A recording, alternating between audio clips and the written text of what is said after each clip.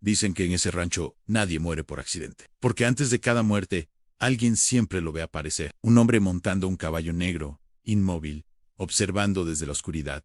Pero lo peor no es que aparezca. Lo peor es que el jinete no tiene rostro. Mi abuelo juró haberlo visto 3 noches antes de que encontraran muerto a mi tío, junto al establo, y cuando volvió a aparecer años después, todos supimos que alguien más iba a morir. Lo que estás a punto de escuchar ocurrió en un rancho perdido, donde incluso hoy nadie se atreve a salir después de medianoche. Hay algo que la gente del rancho Los Amates nunca dice en voz alta, pero que todos saben como se sabe el camino a la milpa o la hora en que sale el lucero de la mañana. Que antes de cada muerte, antes de que alguien de ese rancho cierre los ojos por última vez, se oye un caballo en el camino de terracería que baja del Cerro Grande. Un caballo que nadie ha visto llegar ni irse. Un caballo que deja huellas en el polvo, pero que no tiene jinete visible. O peor, que tiene un jinete al que no se le puede mirar la cara. No porque esté lejos, no porque sea de noche, sino porque donde debería haber un rostro, hay algo que el ojo no puede agarrar. Como cuando intentas ver una estrella de frente y se te escapa hacia la orilla de la mirada. Esta historia me la contaron en Jalisco, en Los Altos, donde la tierra es roja y los muertos se entierran hondo. Fernando Aguilar tenía 63 años cuando decidió volver al rancho Los Amates después de casi 30 años fuera. Se había ido en el 68, jovencito, con una maleta de cartón y un escapulario de la Virgen de San Juan de los Lagos, que su madre le colgó del cuello la madrugada en que salió. Se fue a Guadalajara primero, luego al norte, luego a trabajar en los campos de California donde el sol revienta la espalda y la tierra huele distinto, como si no fuera tierra de verdad. Trabajó pizcando tomate, cortando lechuga, levantando casas que nunca serían suyas. Mandó dinero durante 15 años, cada mes, sin falta, un giro postal a nombre de su madre, doña Crescencia, pero ella nunca mandó carta de vuelta, ni una sola palabra en 15 años, hasta que el giro de diciembre del 83 volvió sin cobrar. Y Fernando supo que su madre había muerto sin necesidad de que nadie se lo dijera. Lo que Fernando nunca contó a nadie, ni a los compañeros del campo, ni a la mujer con la que vivió 3 años en Bakersfield, era por qué se había ido del rancho realmente. No fue la pobreza, aunque la pobreza estaba. No fue la falta de futuro, aunque futuro no había. Fue lo que vio la noche en que murió su padre, don Epitacio. Fernando tenía entonces 19 años y estaba sentado en el corredor de la casa, remendando una rienda de cuero a la luz del quinqué, cuando oyó los cascos. Un caballo bajando por el camino del Cerro Grande, despacio, con ese ritmo que tiene un animal que no lleva prisa porque sabe exactamente a dónde va. Fernando levantó la vista y vio la silueta recortada contra la luna de octubre, un jinete alto, derecho sobre la silla, con sombrero de ala ancha, y donde debería estar la cara, nada. No oscuridad, no sombra, algo peor, algo que los ojos se negaban a registrar, como un hueco en el aire. El caballo pasó frente a la casa sin detenerse. Fernando sintió el aire frío que venía detrás del animal, un frío que no tenía nada que ver con la noche de octubre que hasta entonces había sido tibia, olorosa a rastrojo quemado y a la última cosecha de maíz secándose en la troje. El frío le entró por las manos y le subió por los brazos hasta el pecho, y se quedó ahí, como una piedra de río metida entre las costillas.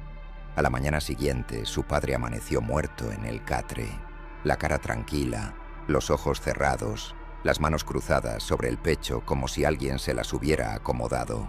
El doctor del pueblo, que llegó hasta el mediodía montado en su mula, dijo que había sido el corazón, pero Fernando sabía que no había sido el corazón, había sido el jinete, y por eso se fue, porque la noche del velorio, mientras las veladoras temblaban en el altar y las mujeres rezaban, oyó los cascos otra vez, lejos, subiendo de vuelta al cerro.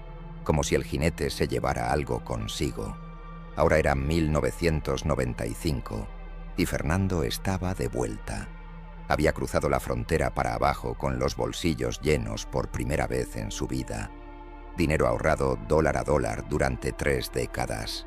El camión lo dejó en la carretera y caminó las 2 horas de terracería hasta el rancho con una bolsa de lona al hombro y los guaraches levantando el polvo rojo de los altos que no había olvidado jamás. El rancho estaba casi igual. Las casas de adobe con techo de lámina. El corral de piedra donde su padre guardaba las 3 vacas. La iglesia chiquita con el campanario chueco. El ojo de agua donde las mujeres seguían lavando ropa tendida sobre las piedras. Lo que había cambiado era el silencio. Antes, el rancho tenía 20 familias. Ahora quedaban 6, tal vez 7. Las demás casas tenían las puertas cerradas con alambre y la hierba creciéndoles por las ventanas. Los amates se estaban muriendo como se mueren los pueblos, despacito, sin hacer ruido. La primera persona que lo reconoció fue Candelaria, la que atendía la tiendita que también era cantina, farmacia y oficina de correos.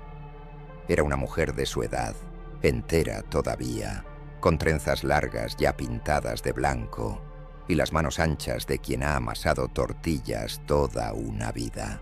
Lo miró desde atrás del mostrador, donde se alineaban los frascos de chile en vinagre y las veladoras de a peso, y dijo sin sorpresa ninguna, como si lo hubiera visto ayer: «Pues mire nomás quién se acordó de que tenía tierra».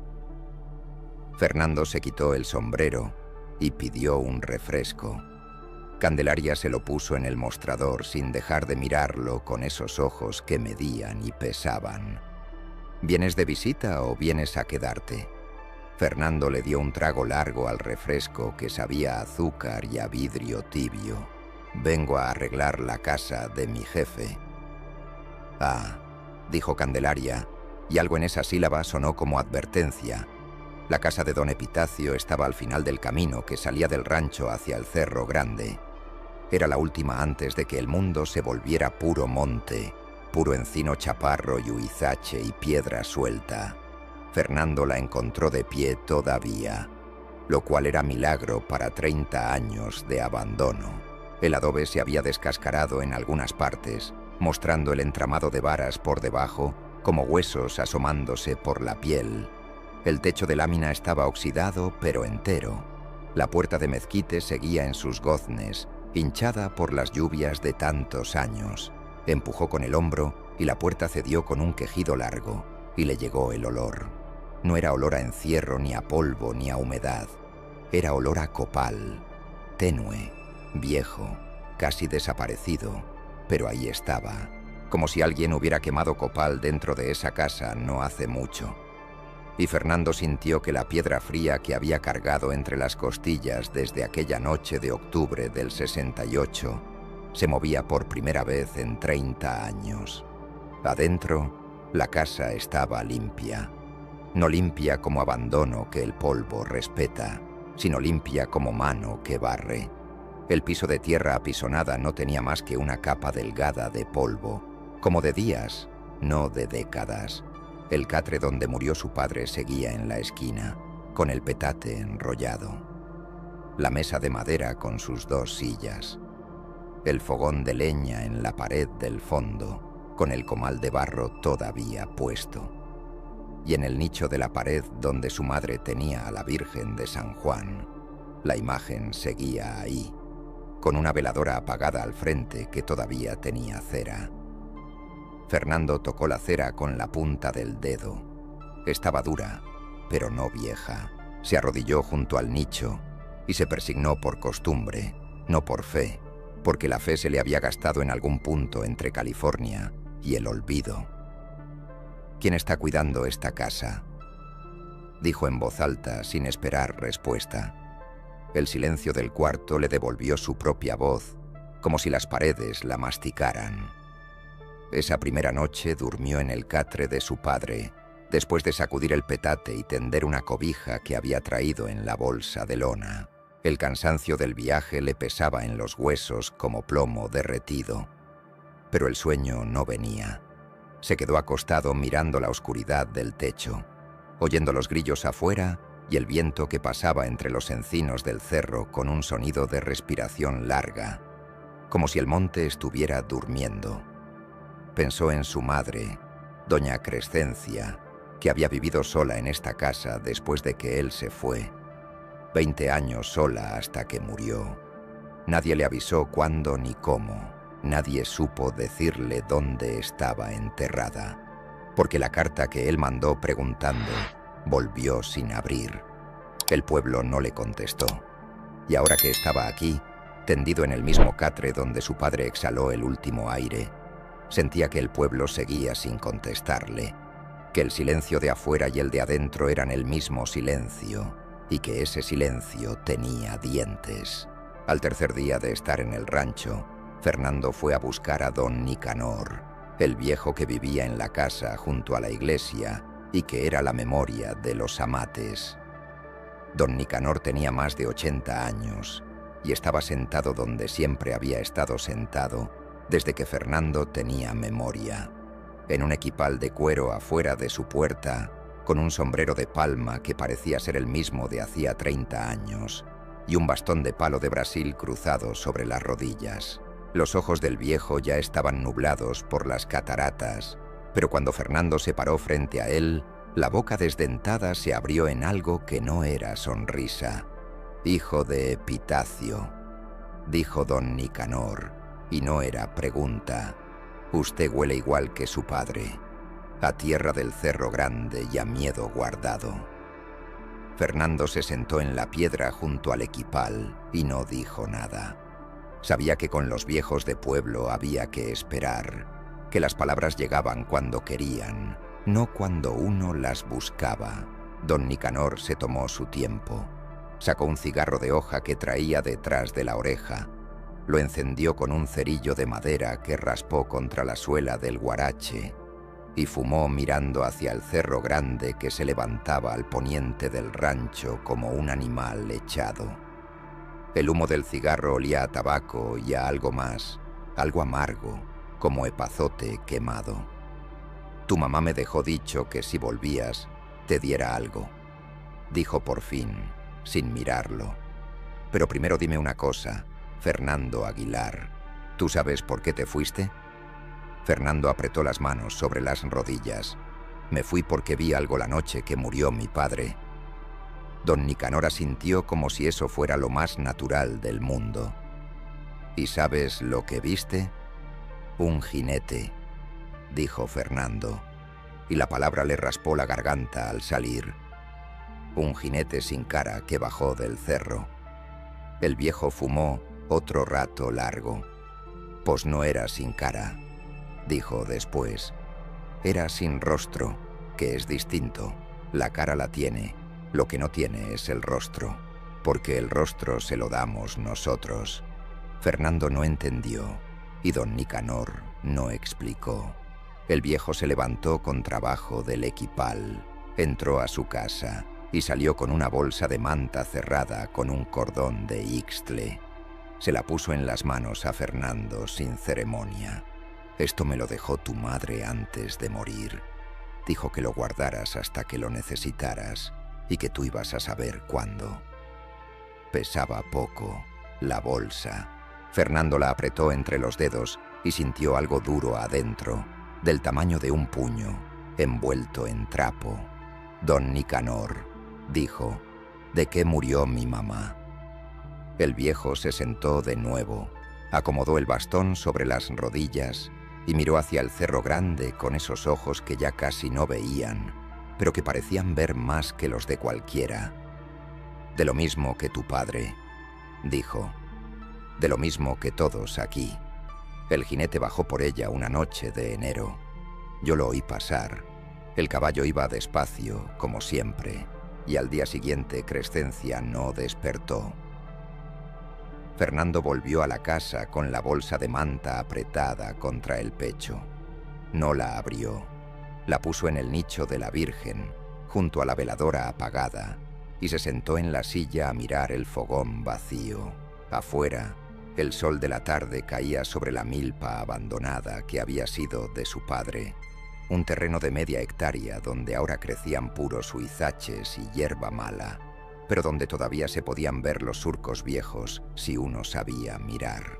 Su padre había sido milpero toda su vida. Buen milpero, de los que hablan con la tierra y le piden permiso antes de abrir el surco con el arado. Fernando recordó las manos de su padre, anchas, curtidas, con las uñas siempre negras de tierra, manos que olían a maíz y a sudor limpio. Y recordó algo más.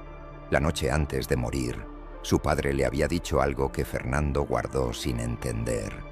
Cuando el jinete baje, no lo mires a donde debería estar la cara. Mira las manos. Fernando no le preguntó por qué, y su padre no volvió a hablar. A la semana de estar en el rancho, Fernando empezó a notar las cosas. No de golpe, sino como quien ve una grieta en la pared que siempre estuvo ahí, pero que un día la luz le pega distinto, y entonces ya no puede dejar de verla. La primera cosa fue que los perros del rancho no ladraban de noche. En todo pueblo de los Altos los perros ladran toda la noche. A los coyotes, a las sombras, al viento, a lo que sea. Pero en los amates, cuando caía el sol, los perros se metían debajo de las casas y se callaban. No dormían, porque Fernando los veía con los ojos brillando en la oscuridad, bien despiertos, pero callados, como si supieran que hacer ruido era provocar algo. La segunda cosa fue que nadie del rancho salía después del oscurecer. Las puertas se cerraban con tranca cuando la luz se iba y no se abrían hasta el primer rayo del sol. Y la tercera, la que le puso la carne de gallina, fue que encontró huellas de herradura en el polvo frente a su puerta una mañana. Frescas, profundas, de caballo grande, y el camino estaba seco desde hacía días. Fue a buscar a Candelaria porque necesitaba hablar con alguien que no midiera las palabras con cuentagotas como don Nicanor.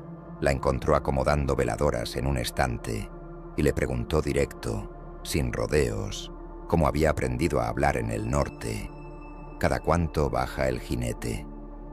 Candelaria dejó la veladora que tenía en la mano sobre el mostrador. La dejó con cuidado, como si fuera de cristal y no de cera, y vidrio barato. Baja cuando le toca a alguien, dijo sin mirarlo. ¿Y cómo se sabe a quién le toca? Porque las huellas aparecen frente a la casa de algún vecino del que va a morir. Fernando tragó aire seco. Las huellas aparecieron frente a mi casa. Candelaria lo miró entonces, y en sus ojos había algo que Fernando no esperaba. No era miedo, no era lástima, era enojo, un enojo viejo, guardado, fermentado como el pulque. No frente a tu casa, Fernando, dijo. Frente a la casa de Epitacio, que tú nomás estás prestado ahí. Esa noche Fernando no durmió. Se quedó sentado en el corredor de la casa con un café de olla que se fue enfriando entre las manos, mirando el camino que bajaba del Cerro Grande. La luna estaba creciente, filosa como uña de gato, y daba apenas la luz suficiente para distinguir las siluetas de los encinos contra el cielo. El silencio era total. Ni grillos, ni viento, ni el crujir de una rama. Un silencio que se sentía sólido, que se podía tocar, que tenía peso y temperatura, y la temperatura era fría. Fernando recordó ese frío. Era el mismo que había sentido aquella noche de octubre del 68, cuando el jinete pasó frente a la casa y el aire se volvió hielo sin razón. Pero ahora el frío no vino de golpe. Vino despacito, como agua que sube por la tela del pantalón cuando uno está parado en el arroyo. Subió de los pies a las rodillas, de las rodillas al estómago, del estómago al pecho, y entonces lo oyó. Los cascos, lejanos todavía, pero bajando por el camino del cerro, despacio, sin prisa. Fernando se puso de pie. El café se le cayó de las manos y el jarrito de barro se rompió contra el piso de tierra. Pero el sonido fue tragado por el silencio, como si el aire tuviera hambre de ruido. Los cascos se acercaban. Cada golpe contra la tierra era nítido, deliberado, con una cadencia que no era natural en ningún caballo que Fernando hubiera conocido, y había conocido muchos. Este ritmo era demasiado regular, demasiado exacto, como el péndulo de un reloj que marca el tiempo de algo que no tiene que ver con las horas de los hombres. Fernando quería entrar a la casa, quería cerrar la puerta, quería meterse debajo del catre como los perros se metían debajo de las casas. Pero no lo hizo. Se quedó de pie en el corredor con las manos apretadas a los costados y los ojos clavados en el camino, porque tenía 63 años y había cargado el miedo como un costal de piedras durante 30 de esos años. Y estaba cansado, estaba harto de cargar. La silueta apareció en la curva del camino donde los encinos se abren y empieza el llano que llega hasta la primera casa del rancho.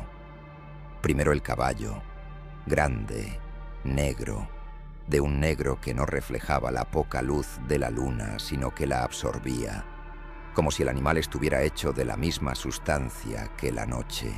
Y encima del caballo, el jinete, alto, derecho, con sombrero de ala ancha y lo que parecía un sarape cruzado sobre el pecho, y donde debería estar el rostro, aquello. Fernando intentó mirarlo de frente y los ojos se le resbalaron, como cuando tratas de subir una cuesta de lodo mojado. Los ojos patinaban y se iban hacia los lados, hacia el sombrero, hacia los hombros, hacia cualquier parte menos ahí. Y entonces recordó las palabras de su padre en aquella última noche. No lo mires a donde debería estar la cara, mira las manos. Fernando bajó la mirada hacia las manos del jinete y vio. Las manos del jinete sujetaban las riendas con dedos largos, delgados, de un color que no era color de piel viva ni de piel muerta, sino de algo intermedio, como la cera de una veladora a medio derretir. Y en la mano izquierda, entre los dedos y la rienda, había algo más. Un lazo, pero no de cuero ni de ixtle, un lazo de algo que parecía luz, o ausencia de luz, algo que ondulaba como agua en el aire quieto. Fernando miró ese lazo y entendió, con una claridad que le rompió algo adentro del pecho, que ese lazo era para alguien, que cada vez que el jinete bajaba del cerro, traía ese lazo para alguien del rancho, y que esta noche, la punta suelta de ese lazo apuntaba hacia la casa de Epitacio, hacia la casa donde él estaba parado. El caballo siguió avanzando. Fernando no se movió. Podía oler al animal ahora, un olor que no era de caballo, que no era de animal ninguno, que era como el olor de la tierra recién abierta en el panteón, mezclada con copal y algo dulce que no tenía nombre. El caballo se detuvo frente a la casa. 10 pasos entre Fernando y el jinete. 10 pasos de polvo rojo y aire helado. El animal no resoplaba, no movía la cola, no cambiaba el peso de una pata a otra como hacen los caballos cuando paran. Estaba quieto como cosa de piedra, y el jinete, arriba, igual de quieto, con ese espacio sin rostro apuntando hacia Fernando como un hueco en la realidad. El frío era ya insoportable. A Fernando le castañaban los dientes y sentía que los huesos se le estaban volviendo de hielo por dentro, que si se movía se iba a romper como el jarrito de barro. Pero no se movió porque algo más estaba pasando. La mano izquierda del jinete se levantó, despacio, y el lazo que traía entre los dedos empezó a desenrollarse solo, como una víbora que despierta, y la punta se movió en el aire buscando, tanteando, como un dedo ciego que busca algo en la oscuridad. Y Fernando supo que lo buscaba a él. «No», dijo Fernando. Lo dijo con la voz firme, sin grito, sin temblor, con esa firmeza que se aprende trabajando en tierras ajenas durante 30 años, donde si tu voz tiembla te pisan. «No vengo a morirme, vine a preguntar». La punta del lazo se detuvo en el aire a medio camino entre el jinete y el corredor. El caballo movió una oreja, la primera señal de que era algo vivo, o al menos algo que imitaba la vida con suficiente cuidado. Fernando dio un paso adelante, solo uno, y habló de nuevo, ahora más bajo, como se habla en los altos cuando se dice algo que importa de verdad. Mi padre me dijo que te mirara las manos, y te las miré. Ahora dime por qué bajas por nosotros. Dime qué le debes a esta tierra, o qué le debe esta tierra a ti. El silencio que siguió fue distinto. No era el silencio hambriento de antes. Era un silencio que escuchaba. Entonces el jinete hizo algo que, según Fernando contó después, fue peor que todo lo anterior. Ladeó la cabeza, como un perro que oye un sonido que no entiende. El jinete inclinó ese vacío donde debería estar el rostro hacia un lado, y aunque no había ojos visibles, Fernando sintió que lo estaban mirando de verdad por primera vez. No mirando por encima, no mirando al bulto, mirando adentro, mirando las capas de tierra y tiempo y culpa que Fernando Aguilar llevaba empacadas en el pecho desde que era un muchacho de 19 años que vio morir a su padre y se fue corriendo.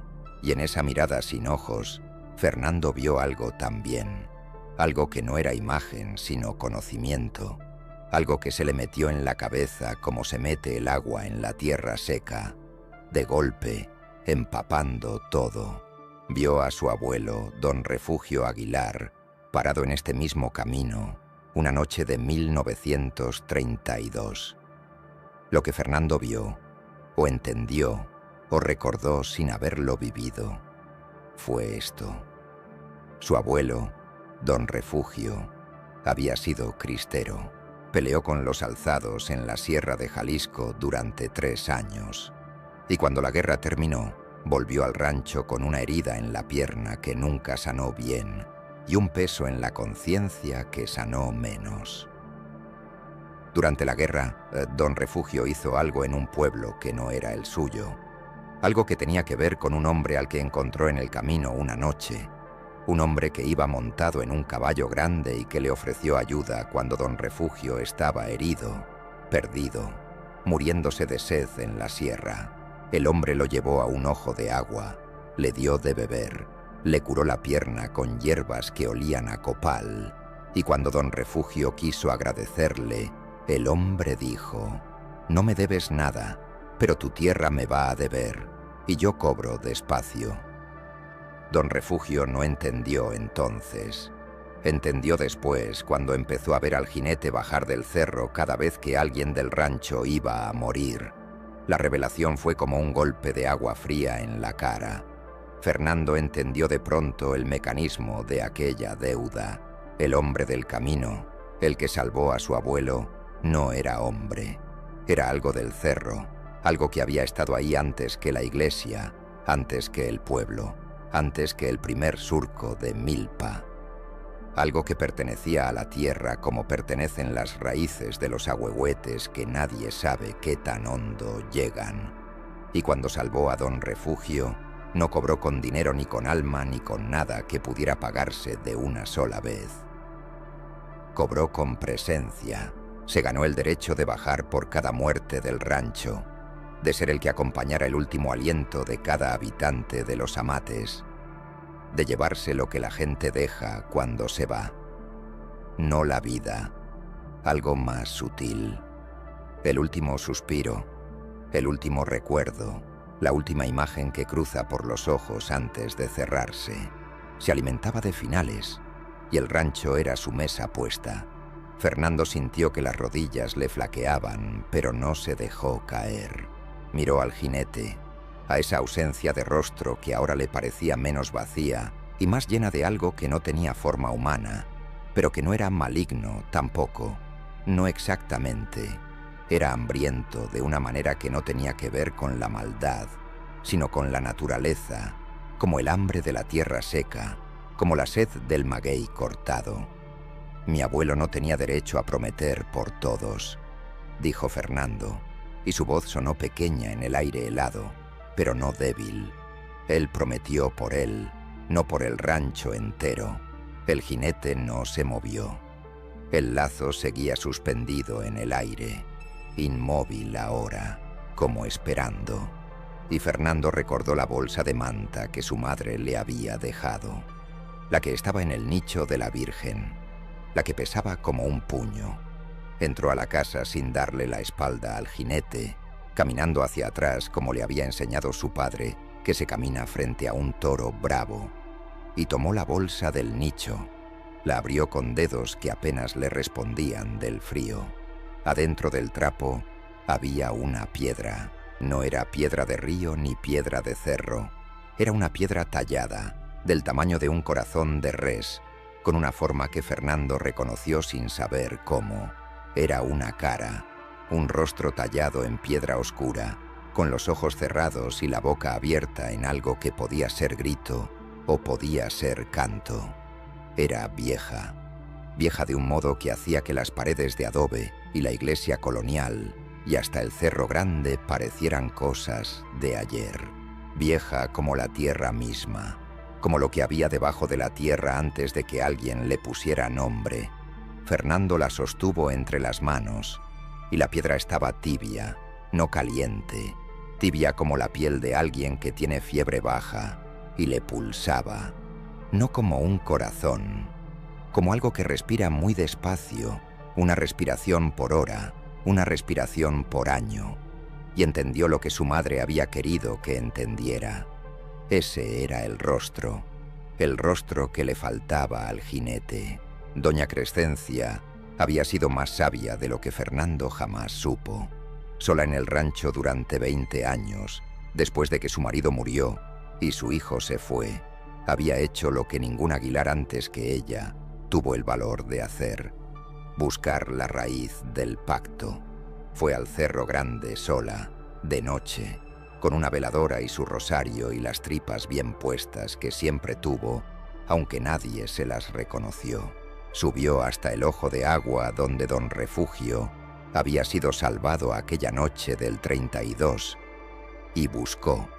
Durante meses subió cada semana, hasta que encontró la cueva detrás del manantial, y dentro de la cueva, en un nicho natural de la roca, la piedra con el rostro que alguien, hace mucho tiempo, siglos tal vez, le había quitado a la entidad del cerro, porque eso era el jinete, algo que alguna vez tuvo rostro y se lo quitaron, algo que desde entonces buscaba finales humanos para recordar qué se sentía tener cara, tener expresión, tener gesto.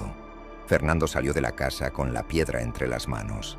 El jinete seguía ahí, inmóvil, el caballo negro como un agujero recortado en la noche. El lazo de luz, o de no luz, se había recogido de nuevo hacia la mano izquierda del jinete, enrollándose como una víbora que se repliega. Fernando caminó los 10 pasos que lo separaban del caballo. Cada paso fue un acto de voluntad tan grande que le costó como si estuviera caminando contra una corriente de río crecido. El frío era salvaje. Le dolían los dientes, le dolían los ojos, le dolían los huesos viejos de 63 años de trabajo y distancia y silencio. Pero caminó, y cuando estuvo frente al caballo, tan cerca que podía sentir la ausencia de calor del animal, esa frialdad que no era frialdad sino vacío, levantó la piedra con las 2 manos y la ofreció hacia arriba, hacia el espacio donde no había rostro. «Esto es tuyo», dijo Fernando. «Mi madre lo encontró y me lo dejó para devolvértelo». Lo que pasó entonces, Fernando solo pudo describirlo con palabras que no alcanzaban. Dijo que el jinete bajó una mano, la derecha, y la puso sobre la piedra sin tocarla, a un dedo de distancia, y que la piedra empezó a brillar con una luz que no era luz de fuego, ni de luna, ni de ninguna cosa que él conociera. Una luz que era más bien un calor visible, como cuando el aire tiembla sobre el comal caliente, y que la piedra se fue desvaneciendo entre sus manos, no haciéndose polvo, no rompiéndose, sino disolviéndose como se disuelve el azúcar en el agua caliente, despacito, hasta que las manos de Fernando quedaron vacías y tibias, y que entonces miró hacia arriba, hacia donde no había rostro, y por un instante Por una fracción de segundo que se le quedó grabada en la memoria como se graban las marcas de fuego en el cuero, vio algo, no una cara humana, algo anterior a las caras humanas, algo que los ojos vieron y la mente no pudo guardar completo. El caballo se movió, dio la vuelta en el camino angosto con una gracia que no pertenecía a ningún animal de carne y hueso, un giro suave, sin levantar polvo, como si flotara 1 centímetro por encima de la tierra. El jinete no miró atrás, si es que mirar era la palabra correcta para alguien que acababa de recuperar lo que le habían quitado hacía siglos. Se fue camino arriba, hacia el Cerro Grande, con el mismo paso lento y medido con que había bajado. Los cascos sonaban ahora distinto. Antes, cada golpe era seco, definitivo, como el martillo del sepulturero clavando la tapa del ataúd. Ahora, los cascos sonaban como algo que Fernando tardó en reconocer porque no lo esperaba. Sonaban como la lluvia gorda cayendo sobre el techo de lámina. Ese sonido que en los altos de Jalisco significa que la sequía terminó, que la tierra va a beber, que la milpa va a dar. El jinete subió por el camino y se perdió entre los encinos del cerro, y el frío se fue con él, de golpe, como si alguien abriera la puerta de un cuarto caliente. Fernando se quedó parado en el camino hasta que la luna se movió lo suficiente para que la luz cambiara sobre la tierra. Le dolía todo el cuerpo, un dolor que no era de golpe, sino de tensión sostenida, como cuando uno carga algo pesado durante horas, y al soltarlo, duele más que al cargarlo. Se sentó en la piedra del corredor y se quedó ahí hasta que el cielo empezó a clarear por el oriente y los primeros pájaros cantaron y los gallos del rancho rompieron el silencio con esa arrogancia que tienen los gallos de pueblo, como si ellos fueran los que traen el sol. Y entonces lloró, no con ruido, no con gemido, no con aspaviento. Lloró como lloran los hombres viejos del campo, con los ojos abiertos, mirando la tierra, dejando que el agua caiga sin limpiársela, sin esconderse, porque no hay nadie mirando y porque ya es hora de soltar lo que se cargó demasiado tiempo. Candelaria lo encontró así cuando subió a llevarle un plato de frijoles y unas tortillas recién hechas, como hacía cada mañana desde que él había llegado al rancho, aunque ninguno de los dos había dicho nunca que eso era un acuerdo. Lo vio con los ojos rojos y la cara mojada, y no preguntó nada. Puso el plato en la mesa, calentó el café en el fogón que Fernando ya había aprendido a prender de nuevo, y se sentó en la otra silla a esperar. Fernando se tomó el café entero antes de hablar. Le contó todo. El jinete, la piedra, lo que vio, lo que entendió, lo que su madre había hecho sola durante 20 años, mientras él estaba del otro lado del mundo mandando dinero que no servía para pagar la deuda verdadera. Candelaria lo escuchó sin interrumpir, sin abrir los ojos más de lo necesario, sin persignarse, sin decir «Ave María Purísima», ni nada de lo que dicen las mujeres de pueblo cuando oyen algo espantoso. Cuando Fernando terminó de hablar, Candelaria se quedó callada un rato largo. Luego dijo: «Tu mamá subía al cerro cada viernes. Todos lo sabíamos. Nadie le preguntó nunca para qué. Pero yo la vi una vez volver de madrugada con las manos llenas de tierra y los ojos como los traes tú ahorita, como si hubiera visto algo que le cambió el tamaño del mundo por dentro». Hizo una pausa, se alisó la trenza con la mano derecha, un gesto que Fernando recordaba de cuando eran jóvenes, y ella hacía lo mismo antes de decir algo importante. «Tu mamá no murió porque el jinete la reclamara, Fernando. Tu mamá murió porque ya había terminado lo que tenía que hacer. Encontró la piedra, la guardó para ti y se fue tranquila. La noche que murió, yo estuve con ella. Y lo último que dijo fue: ya va a volver, y cuando vuelva, va a saber qué hacer. Hablaba de ti». Fernando miró sus propias manos vacías sobre la mesa, manos de trabajador, manos de hijo que se fue, y por primera vez sintieron que habían servido para algo que valía la pena. Pasaron las semanas. Fernando arregló la casa de su padre, reforzó el adobe, cambió las láminas del techo, lijó la puerta de mezquite hasta que volvió a cerrar sin quejarse. Limpió la milpa de hierba mala y quemó los huizaches que habían invadido los surcos, y cuando la tierra quedó limpia, la olió. Olía bien. Olía a tierra que quiere dar, a tierra que ha descansado 30 años y tiene hambre de semilla. Y una tarde, don Nicanor lo mandó llamar con un chamaco, el hijo adulto de una vecina, y cuando Fernando llegó a la casa junto a la iglesia, el viejo estaba en su equipal de siempre, pero sonreía, con la boca chueca y los ojos nublados, pero sonreía. Anoche no se oyó el caballo, dijo don Nicanor. Primera vez en 60 años que alguien muere en este rancho y no se oye el caballo primero. La vecina de la casa de abajo, doña Rufina, había muerto en la madrugada, tranquila, dormida, sin aviso, sin cascos en el camino. Fernando fue al panteón para el entierro de doña Rufina. Era un panteón chiquito, rodeado de un muro de piedra suelta, con cruces de fierro y de madera pintadas de azul y blanco, y flores de cempasúchil todavía frescas de noviembre pasado. Las tumbas tenían nombres que Fernando conocía todos: Aguilar, Pérez, Mendoza, Herrera, los apellidos del rancho que se repetían en las cruces como un eco que iba haciéndose más débil con cada generación. Encontró la tumba de su madre sin que nadie le dijera dónde estaba. Una cruz de fierro pintada de blanco con las letras ya medio borradas: Crescencia López Buvea, de Aguilar. Y abajo, con letra más chica, algo que lo hizo detenerse. No se fue. Acabó su tarea.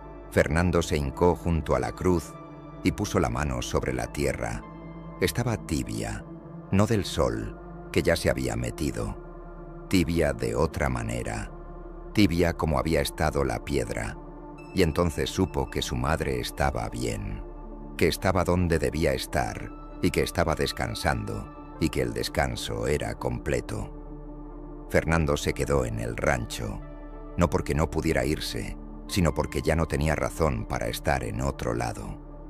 Sembró la milpa de su padre otra vez, maíz criollo, del que guardaba doña Crescencia en un morral de Ixtle, dentro de la troje, semilla que había esperado 30 años en la oscuridad seca y que germinó como si la hubieran guardado ayer. Candelaria le enseñó a hacer el café de olla como lo hacía su madre, con canela y piloncillo, y algunas tardes se sentaban juntos en el corredor de la casa viendo cómo el sol se ponía detrás del cerro grande, y el cerro ya no parecía un animal echado, sino un cerro no más. Un cerro de tierra y piedra y encino que hacía lo que hacen los cerros: estar ahí, quieto, guardando lo que guarda la tierra sin que nadie tenga que preguntar qué es. Los perros del rancho empezaron a ladrar de noche otra vez, y la gente empezó a salir después del oscurecer. Don Nicanor murió ese diciembre, tranquilo, en su equipal, con el sombrero de palma puesto y el bastón de palo de Brasil sobre las rodillas, como si se hubiera quedado dormido viendo el atardecer y simplemente decidido no despertar. Nadie oyó cascos en el camino. Nadie sintió el frío que no venía del clima. Fernando ayudó a cargar el ataúd hasta el panteón y fue él quien echó la primera palada de tierra. Y la tierra cayó sobre la madera con un sonido seco y limpio que no tenía nada de terrible. Era solo tierra volviendo a la tierra. Esa noche, Fernando salió al corredor y miró el camino del Cerro Grande. Estaba vacío, estaba oscuro, estaba tranquilo. Y por primera vez desde que tenía 19 años, Fernando Aguilar se sentó en la noche del campo sin miedo. Oyó los grillos, oyó un coyote lejos, oyó el viento entre los encinos, y todos esos sonidos eran los sonidos que debían ser. Sonidos de mundo vivo, de rancho que respira, de noche que es noche, y nada más que noche. Dicen en los amates, los pocos que quedan, que desde que Fernando volvió y devolvió lo que había que devolver, la muerte en el rancho se volvió cosa normal, que la gente se muere cuando le toca, como en todos lados, pero se muere tranquila, sin aviso de cascos, sin frío que no viene del clima, sin huellas de herradura en el polvo de la mañana. Dicen que Fernando nunca habla de aquella noche a menos que alguien le pregunte, y que cuando le preguntan, cuenta la historia entera, sin quitarle ni ponerle, con la voz pareja de quien dice la verdad, aunque la verdad suene a locura.